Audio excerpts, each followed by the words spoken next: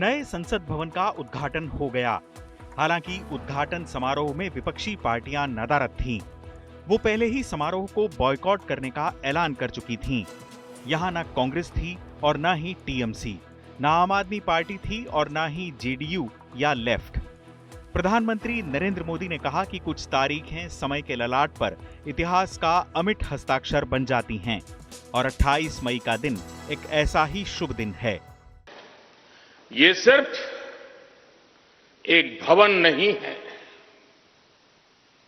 ये 140 करोड़ भारतवासियों की आकांक्षाओं और सपनों का प्रतिबिंब है।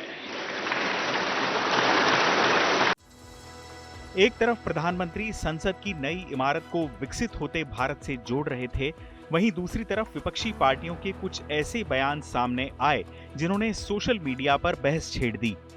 एक तरफ प्रधानमंत्री मोदी नई संसद का उद्घाटन कर रहे थे, दूसरी तरफ राहुल गांधी ने ट्विटर पर लिखा कि संसद लोगों की आवाज है। प्रधानमंत्री संसद भवन के उद्घाटन को राज्याभिषेक समझ रहे हैं। कांग्रेस ने एक और ट्वीट किया जिसमें पूर्व प्रधानमंत्री जवाहरलाल नेहरू के सामने प्रधानमंत्री मोदी को बौना बताया गया है। लिखा है, कितनी भी कोशिश कर लो। इधर आरजेडी ने तो संसद भवन के आकार पर सवाल उठाते हुए उसकी तुलना ताबूत से कर डाली। समाजवादी पार्टी के स्वामी प्रसाद मौर्य ने तो यहां तक कहा कि सेंगोल के पूजन में केवल दक्षिण के कट्टरपंथी ब्राह्मणों को बुलाना दुर्भाग्यपूर्ण है। यानी जहां सरकार नई संसद के उद्घाटन को ऐतिहासिक बनाने में लगी थी, वहीं विपक्षी खेमा मोदी को तानाशाह और अहंकारी बताने में जुटा था।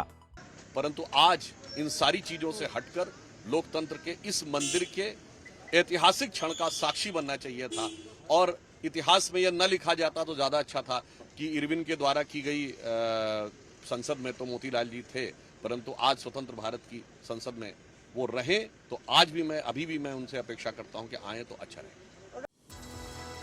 सबसे पहले कांग्रेस ने संसद भवन समारोह के बहिष्कार का फैसला लिया था। इसके बाद विपक्ष की 20 पार्टियों ने इसका सामूहिक बहिष्कार कर डाला। शनिवार को नीति आयोग की 8वीं गवर्निंग काउंसिल का भी विपक्ष के 7 मुख्यमंत्रियों ने बहिष्कार किया था। प्रधानमंत्री की अध्यक्षता में हुई इस बैठक में दिल्ली के मुख्यमंत्री अरविंद केजरीवाल, पंजाब के सीएम भगवंत मान, पश्चिम बंगाल की ममता बनर्जी, तेलंगाना के चंद्रशेखर राव, बिहार के नीतीश कुमार, राजस्थान के अशोक गहलोत और कर्नाटक के नए नवेले मुख्यमंत्री सिद्धरमैया नहीं आए। संसद सत्र के दौरान भी अलग अलग अवसरों पर विपक्ष ने बहिष्कार की रणनीति अपनाई है। सवाल यह है कि विपक्ष द्वारा अपनाई जा रही बहिष्कार की यह राजनीति कितनी सार्थक है।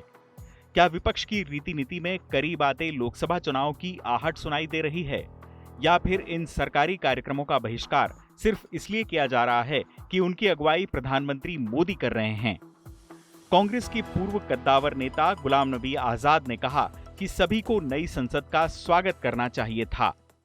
कि विपक्ष के पास दुर्भाग्य से जो मुद्दे दूसरे उठाने चाहिए थे, विपक्ष को सरकार के खिलाफ मुद्दे उठाने की कमी नहीं है, लेकिन दुर्भाग्य से विपक्ष वो मुद्दे नहीं उठाती है। सिर्फ ऐसे मुद्दे उठाती है जिससे कोई पब्लिक का लेना देना नहीं। विपक्ष को वो मुद्दे उठाने चाहिए जिनका पब्लिक से संबंध है। पार्लियामेंट का उद्घाटन प्राइम मिनिस्टर करे, राष्ट्रपति करे, ये पब्लिक से कोई संबंध नहीं। यूपीए सरकार के दौरान साल 2010 में लोकसभा स्पीकर मीरा कुमार की अध्यक्षता में नए संसद भवन पर एक समिति बनाई गई थी।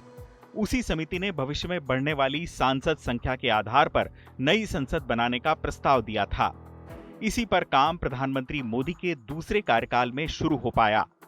मौजूदा सरकार ने सेंट्रल विस्टा परियोजना शुरू की, जिसमें नया सचिवालय, नई संसद वगैरह बने। लेकिन जब संसद भवन बनकर तैयार हुआ तो राष्ट्रपति को न बुलाने के पीछे विपक्ष ने समारोह का ही बहिष्कार कर डाला। विपक्षी दलों ने यह बहिष्कार राष्ट्रपति द्रौपदी मुर्मू से उद्घाटन न कराए जाने के मुद्दे पर किया। खुद राष्ट्रपति मुर्मू ने भी नई संसद के लिए अपना संदेश भेजा। अपने संदेश में राष्ट्रपति ने कहा कि उन्हें इस बात पर गहरा संतोष है कि नई संसद का उद्घाटन प्रधानमंत्री मोदी ने किया है। ऐसे में सवाल ये उठता है कि क्या विपक्षी दल सरकार के विरोध के नकारात्मक तौर तरीके अपना रहे हैं? ज्यादातर लोगों का मानना है कि देश को नई संसद मिलना खुशी का मौका था। जरूरत इस बात की थी कि इस राष्ट्रीय खुशी में शामिल हुआ जाए। नीतिगत मुद्दों पर विपक्ष भले सरकार का खुलकर विरोध करे, लेकिन खुशी के मौकों में शामिल हो। जाहिर है विपक्ष को सरकार के विरोध के ऐसे मुद्दे तलाशने होंगे जो जनता को कहीं ज्यादा वाजिब नजर आएं। चुनाव आज तक।